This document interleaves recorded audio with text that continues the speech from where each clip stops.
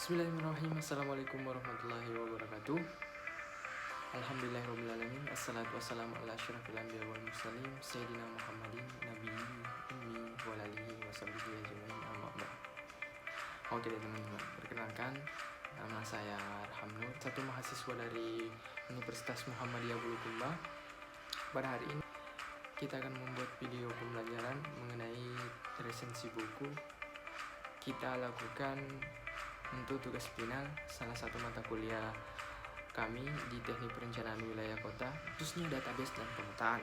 Nah, di buku ini nanti kita akan paparkan beberapa kelebihan dan kekurangan buku ini dan hal-hal menarik apa saja yang kita bisa dapatkan dari buku ini, pembelajaran yang kita bisa peroleh dari buku ini, dan juga manfaat yang kita bisa peroleh dari buku ini. Oke, langsung saja kita ke materi. Ini adalah materi saya, yaitu menggunakan GIS dan GPS. GIS with GPS, atau bagaimana cara kita menggunakan GIS dan GPS. Untuk teman-teman semua, tadi saya sudah perkenalkan diri.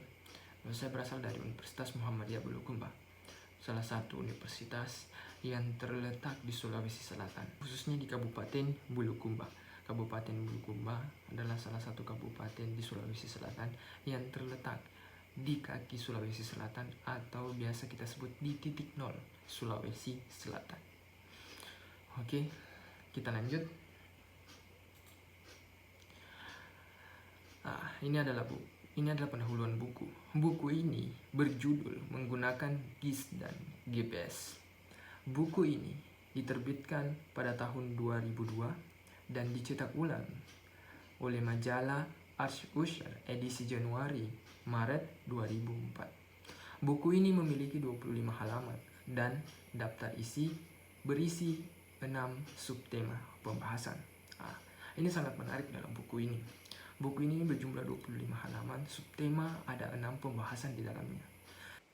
Dari buku ini kita bisa mempelajari bahwa buku ini sangatlah luar biasa karena dicetak ulang oleh perusahaan majalah terbesar. Sangat menarik. Ada 6 subtema yang sangat menarik dan bisa memberikan gambaran lebih luas lagi mengenai bagaimana teknik pemetaan menggunakan GPS dengan baik. Oke, selanjutnya kita akan lihat ini tentang penulis buku. Buku ini ditulis oleh 2 orang. Yang pertama yaitu Hart Eileen Geff, adalah mahasiswa doktoral di Departemen Sipil dan Lingkungan Teknik di Florida State University dan sedang mengerjakan proyek penelitian yang merasakan manfaat jarak jauh dan teknologi GIS dalam manajemen infrastruktur sipil dan telah menyelesaikan kursus bekerja di GIS. Yang selanjutnya itu Abdul Rasik, adalah asisten profesor di Departemen Sipil dan Lingkungan Teknik di Florida State University. Minat penelitian meliputi aplikasi GIS dalam teknik sipil. Beliau berdua adalah penulis buku tentang penggunaan GIS dan GPS. Dari buku ini kita bisa mempelajari bahwa kolaborasi dari mahasiswa dengan asisten dosen itu bisa memberikan dampak yang sangat besar bagi dunia pemetaan. Kedua, bisa memberikan penjelasan tentang GIS dan GPS, memberikan kita pengetahuan bagaimana teknik pemetaan menggunakan GIS dan GPS. Dan inilah salah satu kolaborasi yang menjadi sangat penting dalam buku ini untuk kita pelajari, bahwa berkolaborasi bersama itu akan memberikan dampak yang lebih baik dan memberikan pengalaman yang sangat luar biasa dan memberikan manfaat yang sangat luar biasa. Oke, selanjutnya kita akan belajar tentang apa itu GIS. Sistem Informasi Geografis GIS adalah alat teknologi untuk memahami geografis dan membuat keputusan yang cerdas. Membuat keputusan berdasarkan geografis merupakan dasar pemikiran manusia. Kemana kita pergi dan kemana kita akan berada di tempat lingkungan baru. Sistem pemikiran GIS adalah kita dimudahkan untuk dapat mempelajari geografi suatu daerah. Misalnya kita akan mengunjungi satu daerah. Kita belum mengetahui bagaimana geografi suatu daerah tersebut, bagaimana bentuk topografinya, dan bagaimana iklim. Dengan menggunakan GIS, kita bisa mempelajari dari awal sebelum kita berangkat ke daerah tersebut. Jadi untuk beradaptasi di lingkungan tersebut itu lebih mudah daripada kita harus beradaptasi awal untuk menghadapi geografi dari suatu tempat atau daerah tersebut. Geografis adalah hal yang penting untuk kita pelajari, di mana GIS atau GPS dapat memberikan kita gambaran lain dari bentuk bumi itu sebenarnya. Kita bisa mempelajari lebih luas mengenai GIS ini di buku ini, dan kita bisa mendapatkan lebih banyak referensi bagaimana sebenarnya pemetaan yang baik dan benar itu. Jadi untuk teman-teman semua, dengan menggunakan GIS kita dapat melakukan pengelolaan informasi pemetaan database dengan baik dan bisa memberikan kita pembelajaran yang sangat luar biasa. Dan ini bisa digunakan untuk teman-teman semua yang bergelut dalam bidang teknik perencanaan wilayah dan kota. Selanjutnya, ini adalah penampakan bagaimana penggunaan GIS dan GPS. Ini adalah salah satu bentuk penampakannya. Ketika kita menggunakan GPS dan GIS, kita bisa melakukan pemetaan secara optimal dan menentukan titik-titik lokasi atau koordinat yang kita butuhkan untuk melakukan pemetaan suatu daerah.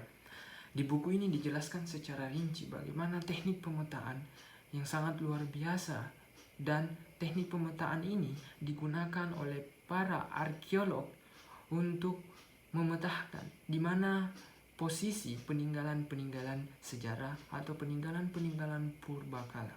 Dijelaskan juga dalam buku bahwa para arkeolog itu menggunakan GIS dan GPS untuk mencari tempat-tempat di mana peninggalan-peninggalan purbakala itu berada. Mereka melakukan penandaan posisi-posisi untuk menentukan titik penggalian, di mana kita bisa menentukan titik-titik di mana kita akan melakukan pemetaan. Jadi, menggunakan GIS dan GPS dalam buku ini itu sangat dirincikan sekali bagaimana bentuk pemetaannya dengan bentuk dari satelit. GIS dan GPS menggunakan sistem satelit, jadi untuk penggambaran muka bumi itu sangat jelas dari atas. Oke, selanjutnya kita akan menjelaskan tentang kelebihan buku. Kelebihan buku ini terletak pada penjelasan dan pemanfaatan GIS yang sangat luar biasa. Dalam 6 subtema pembahasan ini, kita bisa menentukan beberapa subtema yang menjadi ciri khas buku ini. Dan kelebihan buku ini menjelaskan semua subtema secara rinci, baik di mana kegunaan GIS dan GPS dimanfaatkan oleh kehidupan manusia sehari-hari dan bahkan dimanfaatkan oleh para arkeolog untuk menentukan titik-titik peninggalan sejarah. Untuk kekurangan buku ini, menurut saya, buku ini tidak terlalu menjelaskan mengenai sejarah penemuan GIS dan GPS. Jadi buku ini cuma mempelajari tentang bagaimana sistem pemanfaatan GPS, tapi tidak menjelaskan bagaimana sejarah atau pertama kali ditemukannya GPS ini. Mempelajari GIS dan GPS bisa mempelajari buku ini dan bisa mengambil manfaat dari buku ini. Menurut saya kelemahan dan kelebihan dari suatu buku itu tergantung dari kita untuk menentukan bagaimana kelebihan dan kelemahan suatu buku tersebut. Proses atau sudut pandang dari seseorang itu berbeda. Jadi untuk menentukan baiknya buku itu tergantung dari kita. Jangan pernah mengatakan buku itu mempunyai banyak kekurangan dan kelebihan kalau kita belum membaca sepenuhnya buku itu. Jadi pelajarilah buku, manfaatkan buku, dan jadikanlah buku sebagai jembatan ilmu kita. Jadi untuk teman-teman semua, saya ucapkan terima kasih banyak. Dan jangan lupa like and subscribe channel ini, karena channel ini dapat memberikan pembelajaran kita untuk teman-teman semua yang bergelut dalam dunia teknik perencanaan wilayah kota. Jadi jangan lupa like and subscribe dan nyalakan lonceng notifikasinya untuk mendapatkan video-video terbaru dari mahasiswa Universitas Muhammadiyah Bulukumba Teknik Perencanaan Wilayah Kota.